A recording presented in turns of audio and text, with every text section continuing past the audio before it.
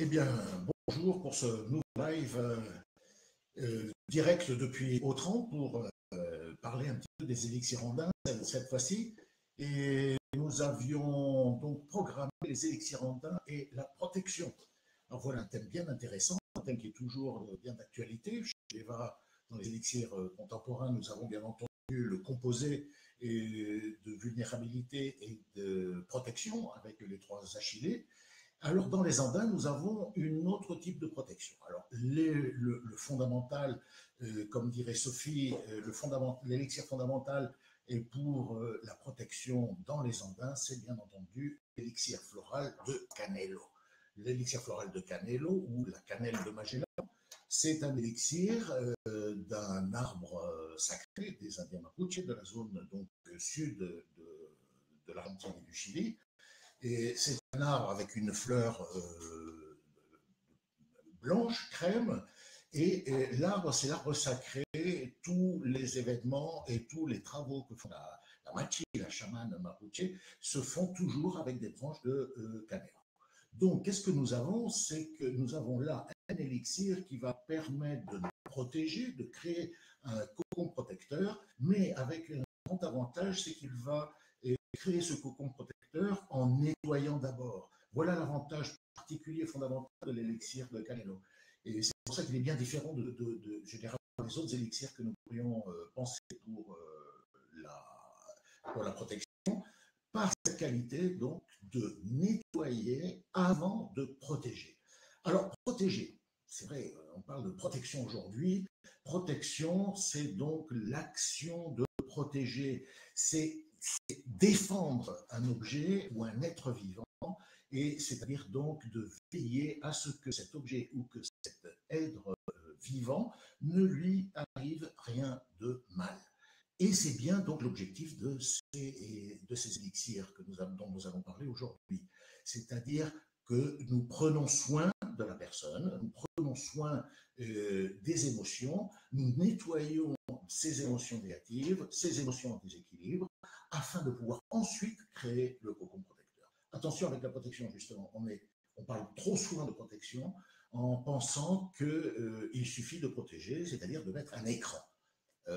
L'écran, c'est très bien, ça me permet que ça ne rentre pas, mais également, attention, ça permet que ça ne sorte pas. Donc, si on veut que, justement, protéger de façon à ce qu'il y ait des informations qui ne rentrent pas dans le corps émotionnel de la personne, c'est bien, mais n'oublions pas que nous travaillons toujours en parallèle avec d'autres élixirs pour éliminer ou pour résoudre des émotions en déséquilibre. Et donc, celles-ci devront sortir. Donc, c'est là l'intérêt du Canelo ou de la cannelle de Magellan dans la gamme des élixirs andins. Alors, nous avons également d'autres types de protections. Nous avons des protections face à des entités vivantes ou d'un autre plan qui viennent nous déranger. On va le dire de cette façon-là. Et ça peut être des personnes que vous connaissez, que nous connaissons, qui vivent à côté de nous ou loin de nous, mais qui, d'une façon permanente, par le biais d'une certaine manœuvre, viennent nous créer un déséquilibre émotionnel. Et donc, cela également, il faut le traiter. Alors là, nous avons un élixir, et je pense que réellement, dans la gamme des élixirs floraux, c'est l'unique qui traite réellement bien cette problématique des personnes qui sont en contact avec des personnes vivantes ou d'un autre plan et qui viennent déranger. Il s'agit là donc de l'élixir du maté, yerba maté. C'est on le connaît maintenant beaucoup plus de par ses qualités d'infusion, hein, on peut le prendre comme une infusion. Et cet élixir-là donc, vient de la famille, c'est un ilex, hein, un ilex paraguayensis, dont vous l'avez tous bien entendu reconnu, c'est de la même famille que le hou dans les fleurs de Bach, le holly. Et donc, nous avons quelque chose d'intéressant avec ce maté. Le maté va permettre donc de résoudre ces problématiques d'invasion, pourrions-nous dire, dans le corps émotionnel, dans nos corps énergétiques, d'invasion étrangère. Voilà également une protection donc, qui sera très utile lorsque nous sentirons un peu vampirisés par pensées ou par des personnes en particulier. Et un autre élixir également de la gamme des Andins qui est très intéressant au niveau de la protection, c'est le Quintral. En français, c'est le gui à fleurs rouges. Alors, le gui à fleurs rouges, c'est un parasite. C'est un parasite des arbres, différent hein, quand même du gui en Europe. C'est un parasite qui va produire, au moment de la floraison, des très belles fleurs rouges, qui, d'une façon générale, d'abord, est en relation beaucoup plus avec les mémoires anciennes, hein, qui va travailler également sur la colonne vertébrale, qui va travailler également pour des maladies, principalement des maladies auto-immunaires, c'est-à-dire les émotions qui vont se traduire ensuite dans des maladies auto-immunaires. Et alors le Quintral, lui, il est dans la protection, cette particularité au niveau de la protection qu'il a, c'est de travailler sur le vampirisme. Ces énergies qui nous pompent toute notre énergie et qui, alors généralement, c'est des personnes tout à fait vivantes. Très souvent, nous avons les noms et les prénoms bien clairement établis. Et ce sont donc ces personnes qui viennent nous parasiter. Donc là, c'est Quintral pour cette particularité. Donc, dans un premier temps, dans les élixirs andins, nous avons ces trois particularités pour, comme dit la définition de la protection, pour nous protéger, pour nous défendre d'un objet ou d'un être vivant, pour veiller à ce que nous soyons mieux. Voilà quelque chose de très important pour nous, de façon à pouvoir équilibrer dans notre vie de tous les jours un facteur fondamental qui peut être une cause réellement de perte énergétique, de perte de force, d'un sommeil, de se lever fatigué le matin et autres. Pourquoi? Parce que nous n'avons pas la protection suffisante. Au niveau énergétique, nous avons actuellement des agressions, on va le mettre entre guillemets ce mot-là, beaucoup plus puissantes, beaucoup plus fortes qu'autrefois. Donc évidemment, dans nos sélections d'élixirs floraux, nous allons devoir chercher des élixirs beaucoup plus adaptés à la réalité d'aujourd'hui. Il va falloir des élixirs qui soient plus ciblés. Je ne peux pas dire qu'il y a des élixirs meilleurs ou des élixirs qui sont pires. Tous les élixirs sont fondamentaux. C'est l'habileté justement de la personne qui va choisir le meilleur élixir pour la personne en particulier ou la problématique particulière de la personne que nous avons face à nous. Ça, c'est la partie fondamentale. Alors là, c'est trois élixirs depuis le point de vue où nous cherchons à nettoyer et à nous protéger.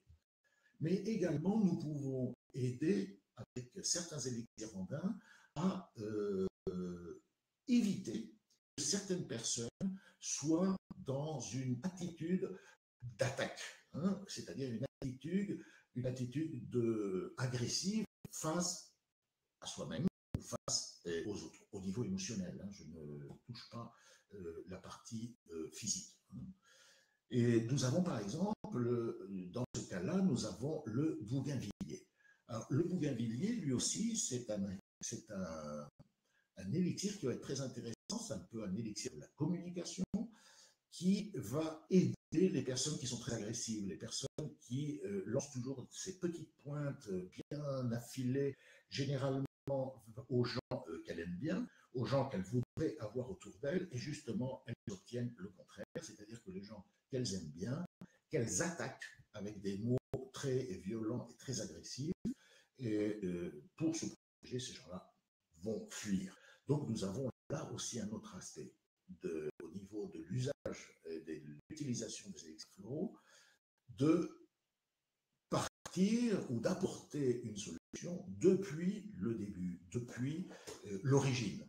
Et nous allons inviter ainsi à ce que la personne qui est la cible de notre personne bougainvillier en état de disharmonie, que cette personne va pouvoir éviter d'être dans un champ d'agressivité ou d'attaque. Et donc, l'autre personne n'aura peut-être pas besoin, dans ce sens-là, de se protéger ou d'avoir recours à des élixirs de protection. Donc, il est toujours très intéressant dans la sélection des élixirs, est-ce que nous voyons depuis la dernière étape, ou est-ce que nous voyons depuis le début? Qui a été le premier? Souvent à mes élèves, je demande quel est le premier, la poule ou l'œuf? Et je crois que dans tous nos travaux de sélection d'élixir pour aider d'autres personnes, nous devons voir cette particularité. Si je ne sais pas encore au début comment aider la personne qui est en difficulté, je vais peut-être lui donner donc Canelo. On va pouvoir nettoyer ces charges d'attaque, disons, et ensuite nous allons créer le cocon protecteur, et puis plus loin, plus tard, nous allons pouvoir utiliser donc d'autres élixirs plus adaptés aux gens qui sont, eux, les promoteurs de l'agressivité. Et donc, nous allons pouvoir, de ce sens-là, commencer à aller un peu plus profondément. Voilà à peu près ce que nous pourrions dire au niveau des élixirs de protection sur les élixirs andins. Et je ne sais pas s'il y a des petites questions. Je ne vois pas, mais l'équipe est bien entendu en train de voir et de sélectionner les besoins ou les questions que vous avez.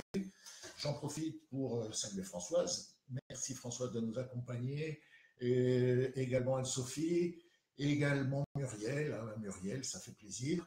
Et puis, eh bien, beaucoup d'autres personnes. Et je suis là, donc, si je peux vous apporter quelques compléments d'informations sur ce thème, n'hésitez absolument pas. Et alors, pour continuer également dans d'autres facettes de la protection, donc nous avons la protection dans l'action. La protection dans l'action est quand même quelque chose de très important, comme est le cas, par exemple, de la fleur du tigre ou la fleur d'un jour. Fleur de un día, c'est d'ailleurs la fleur d'un seul jour, elle vit qu'un seul jour, donc elle a une priorité fondamentale pour accomplir ce qu'elle a et ce qu'elle doit accomplir. Donc bien entendu, on doit apporter, la fleur va apporter une force, va apporter une protection de façon à ce que la personne puisse accomplir sa mission dans la journée que vit la fleur en elle-même.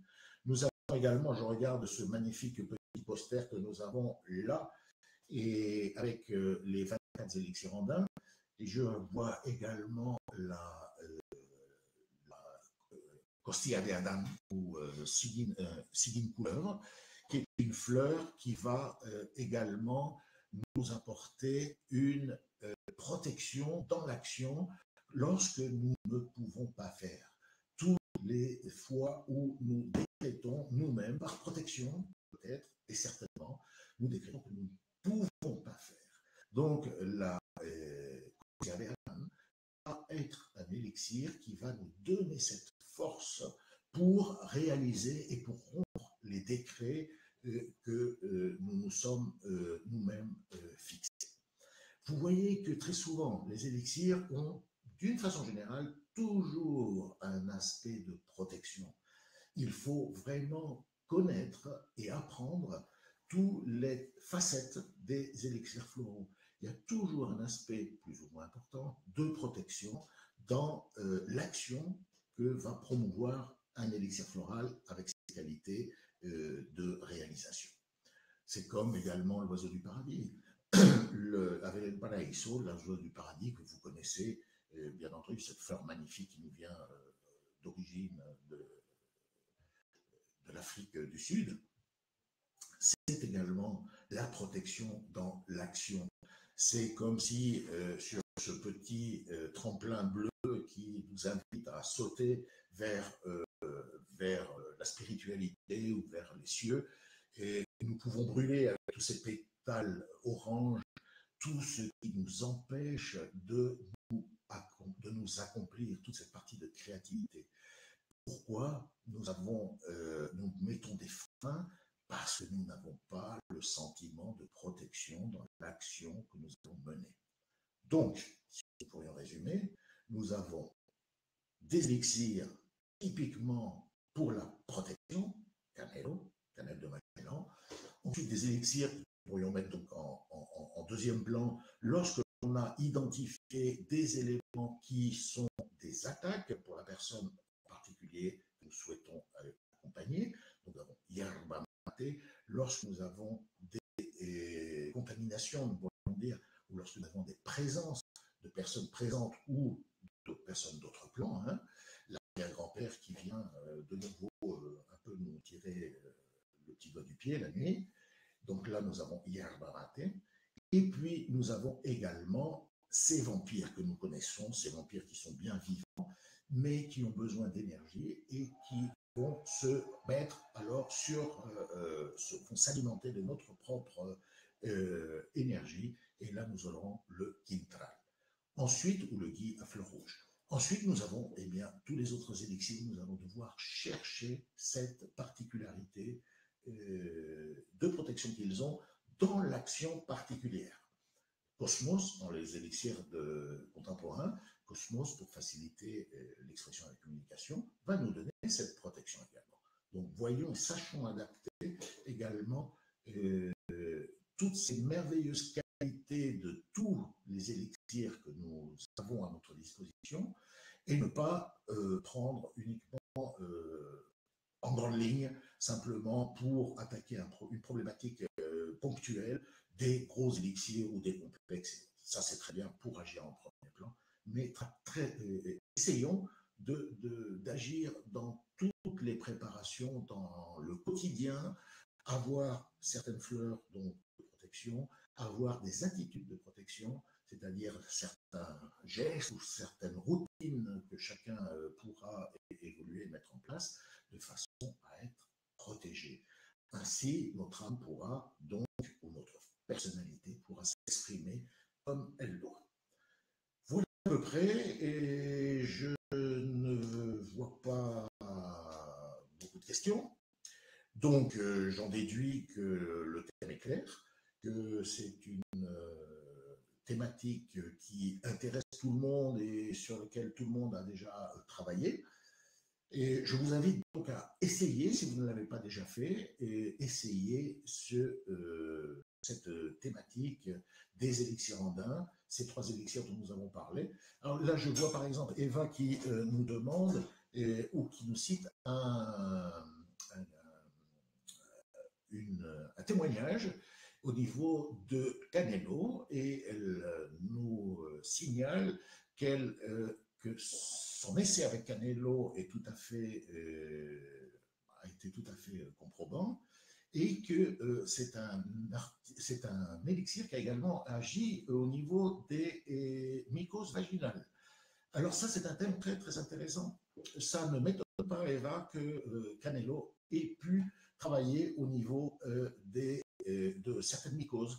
Parce que les mycoses, ce sont des champignons. Les champignons poussent sur la matière morte, nous le connaissons, hein, lorsque nous nous promenons dans les forêts, eh bien nous avons des champignons. Mais ils poussent toujours sur une matière morte.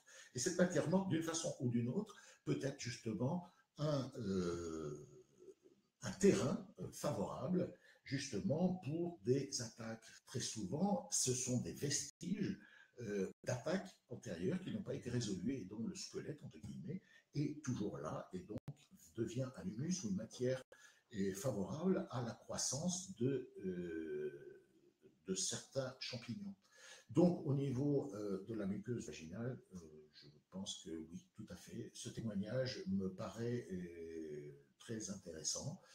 Ne me surprend pas, mais de toute façon, il faut toujours continuer à l'étudier. Cette particularité également des restes d'agression antérieure. L'agression n'existe plus, mais les restes sont toujours là, et donc nous allons devoir y travailler à un moment donné, de façon à résoudre d'une bonne fois pour toutes ces problématiques, de façon à repartir sur un terrain propre, pourrions-nous dire. Donc merci pour ce témoignage qui explique une des visions, justement, une des qualités de Canelo. Par cette capacité qu'il a de nettoyer d'abord et ensuite de protéger. Donc voilà la partie fondamentale de cet élixir-là. Les autres vont travailler d'un certain niveau à une protection. Mais le nettoyage est fondamental. N'oubliez pas, dans toutes ces actions avant de mettre un cocon de sécurité, un cocon de protection, n'oubliez pas de faire le ménage avant. Canelo va être l'outil privilégié, peut-être il y en aura d'autres, selon la particularité des personnes que vous avez. Voilà, voilà. Eh bien, je pense que nous avons fait un petit tour rapide, mais intéressant sur ces élixirs qui sont fondamentaux. La protection est un élément fondamental au niveau de la thérapie, au niveau du bien-être de toutes les personnes. Nous avons tous besoin de protection. De quelle protection? Voilà notre habileté à choisir le meilleur élixir ou les meilleurs élixirs adaptés à la problématique de chacun. Il n'y a pas de règle. Dans les élixirs floraux, les règles n'existent pas. Les recettes miraculeuses n'existent pas. C'est toujours l'écoute qui va nous permettre de pouvoir définir le meilleur choix pour la personne en particulier. Et ce meilleur choix est pour cette personne. Et peut-être que pour l'autre, ça sera un choix totalement différent. Donc merci pour cette écoute, merci pour ce partage. Merci également, bien entendu, au laboratoire d'Eva qui donne ces possibilités de pouvoir partager avec vous toutes et vous tous. Et merci également à ce laboratoire pour diffuser les élixirs andins, pour être porteur des énergies andines qui viennent apporter des solutions très souvent fondamentales, des solutions rapides, de façon à pouvoir débloquer des situations que nous n'avions pas pu résoudre avec d'autres élixirs. Ce n'est pas, je le répète, des élixirs meilleurs ou pires, ce sont des élixirs qui ont une énergie particulière et qui vont être adaptés à des particularités ponctuelles. Donc, si vous ne les avez pas utilisés, essayez, et Canelo va peut-être être un de vos premiers aides. Donc voilà, merci pour votre attention. Je vous libère maintenant pour aller très certainement déjeuner. Et puis, eh bien, ça sera à une autre opportunité. Et avec Pascal Millet, nous avons établi au mois de septembre ou octobre, mais vous serez maintenu à jour, un nouveau live sur le thème des dépendances. Donc, les élixirs andins et les dépendances, un thème également qui va être très, très intéressant. Merci infiniment. Et puis, eh bien, à très bientôt.